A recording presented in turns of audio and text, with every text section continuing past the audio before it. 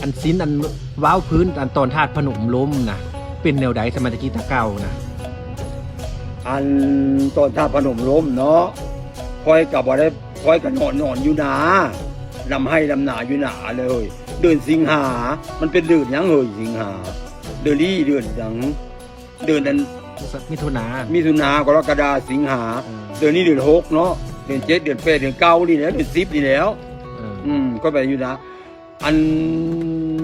ตึงมือเช้ามาเขาก็ไปเลี้ยงควายเลยกินข้าวแล้วเขาก็ไปเลี้ยงควายแต่เช้าเลยไปเลี้ยงควายอยู่โดดประหยางพุ่นเลี้ยงควายไปโลมื้อนั้นฝนตกมัดมือมัดเว้นแจ๊กเอ้ยตกก็ตะมือหวานนี่ก็ตะมือหวานนี่ทั้งฝนทั้งลมมือหูมือตากับอะไรกลางคืนก็มัดคืนนี่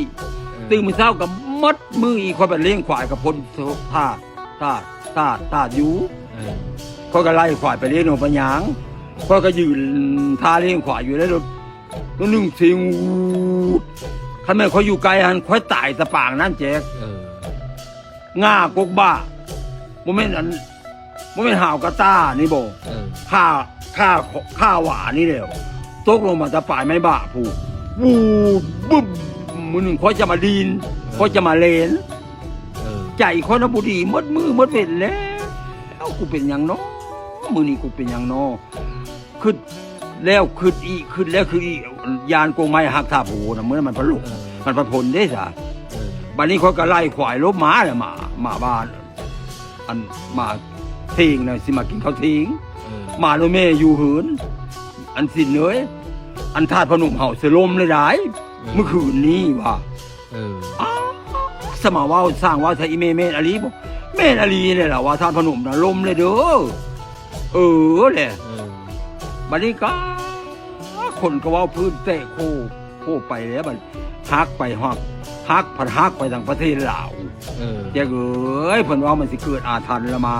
รถเมนอาลีประเทศลาวเตะคนนะแจ๊กเอ้ยเสียงไห้ออมวัดนะมันต่างก็แต่เจนหมู่เป็นหมู่พี่คนตกนะ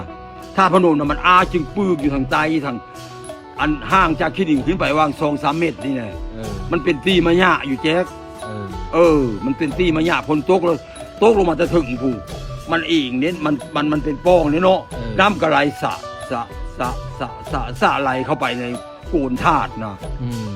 ขี้ดินมันก็เป๊ะเลยขี้หินนะก้อนหินมันก็เป๊ะเลยมันก็นักเลยขโมยมีเลขเวลาคือมันเตะมันหลายปีซ้อมหลายเทื่อเลยบัดนี้ก็น้ำกระไรเขาทางฝนลมก็ลมมันนี่ได้เรื่องฝนตกแล้วลมนะพัดอยู่ทื่อลมอยู่ก็ได้บัดนี้ก็ว่าง18 นาฬิกาอยู่นี่ก็น้ำกระไรเขาฝนก็ตกแต่มันก็ทนบ่ได้แล้วมันก็อิงก็หึมลงเลยแล้วดังสนั่นพันพืชดังตั้มสนั่นมัดเขตบริเวณธาตุพนมนั่นแล้วคนน่ะสะลังมาเบิ่งธาตุพนมล้มแล้วป่านนี้ก็ทางการตำรวจเพิ่นก็ประกาศว่าคนเข้าไปในเขตวัดพระธาตุพนมตำรวจก็มาอารักขาแล้วย่างคนเข้าไปแล้วอันยอดธาตุพนมนะกาเบิ่งก็งึงเป็นตะงึดเป็นตะง้ออะไรได้แทนที่มันหักลงมาแต่ถึงฟาดลงกับพื้นเหมือนสิบมุนปาดปูหมอกอันนี้นะเอ็ดฮึบตั้งเถลออยู่ข้างโบสถ์ได้เห็นบอกกูมือก็ยังตั้งอยู่พิพิธภัณฑ์เพิ่นนะแล้วก็ไปเบิ้งบอกมันนี่ค่อยก็ไปแล้วไปสู้กองอันเนี่ยอยู่หินปูนนะแจ๊กเอ้ยจากหินจากปูนแล้วบัดนี้เพิ่นก็ประกาศเลยบัดนี้นะโอ้คนเขาไปเลย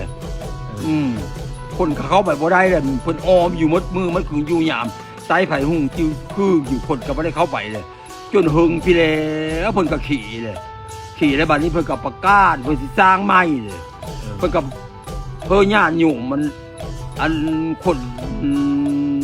ที่ไปเบิ่งนะซอยกันคนอีทคนปูนอ้ออีทางอีถีออกไปก็พากันคนออกไปเลยพวกคนมันมากโลภมากลงก็เห็นเศษเงินเศษทองเศษยังก็เอาเลยแ เห็นอิฐเห็นพิจังของรับของดีตะกี้เป็นผ้าเป็นหยังก็เอาเลยเอามือแล้วก็เจ็บใครได้ป่วยเอามาส่งพวกบางคนก็เอามืออัดกอกอัดเป็นสายซอยอัดเป็นพิจังพวกบางคนบ่มีสายซอยก็เอาสายล้มน่ะไปสายซอยน่ะหอยยำย่างอยู่อันบอนประตูบอนไปเก็บของเก่าของแก่น่ะเอามาคืนนะแจ็คก้อนขี้ยินก้อนหาวขา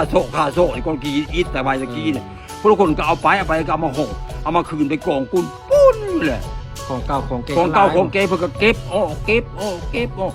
จนบ่มีฮอร์โมนไว้ห้องนั้นห้องบักใหญ่ทางทางตะวันตกทางกกโผนโถกกโผขับนะเป็นห้องบักใหญ่เท่ากูมือก็อย่างอยู่ห้องอ่ะนะเพื่อเอาไว้หานของนะของเก่าของแก่มันมีพระพุทธรูปองค์หนึ่งใหญ่ที่สุดกว่าหมู่6 กิโลพระพุทธรูปทองคำนะกายนั้นก็มีบัดกูย่างแจ๊กเพิ่นก็ไปเก็บไว้หันก้อนบ่คนสิสร้างนะเพิ่นก็เก็บเข้าหันบัดนี้เพิ่นก็ประกาศเพิ่นก็ฟุกอาคารใหญ่แจ๊กเอ้ยอาคารนั้นบ่แม่นกว้าง30 เมตรเพิ่นบอกเพิ่นก็ประกาศทั่วประเทศแล้วผู้ใดสิมาเบิ่งคือมาเบิ่งของอันมูลมังสังขยาเครื่องเก่าของแก่อันวัดพระธาตุพนมเพิ่นตั้งแสดงให้เบิ่งเด้อไผอย่าเบิ่งก็มาเบิ่งเด้อคนนั่งมาหมดประเทศแจ๊กเป็นเงินก็แต่สมัยใดก็แต่สมัยประเทศไทยเกิดพุ่นมาเงินน่ะมีมัดคูแบบมีมัดคูย่างคูเหนียวเงินประเทศไทยเงินประเทศลาวจักเงินประเทศใดประเทศยากของรับของดีพระพุทธรูปพิจังเลนโอ้ยคนเห็นเยอะได้เลยแจ๊กมาหาบ่ได้เลยเพิ่นอยู่หยามอยู่ตลอดมืดวินอันยอดทองคำมันก็เริ่มอยู่หม่งอยู่ต่อมาฮัตประกาเริ่มสร้างเลยสร้างถาดพนมนะค่อยก็ขึ้นไปฮอดสั้น7สั้น8ผู้เด้อค่อยขึ้นไปละหาเพิ่นหากสร้างมันเป็นสั้นปีมันได้ไต่ขึ้นไปยังทันแล้วเป็นรูปร่างแล้วแต่ทันได้มีหลุมทันได้มีหลิงมีหลายค่อยก็พยายามปีนขึ้นไปเบิ่งเป็นล็อกอยู่บัดนี้ก็เพิ่นก็สร้างแล้วเพิ่นก็เอาของรับของดีขึ้นไปไว้บรรจุไปหันบ่บรรจุเลยบัดนี้ทหารดอถ้าพนมอย่างไรลุ่งเรืองมาเท่าคู่มือนี่เด้อ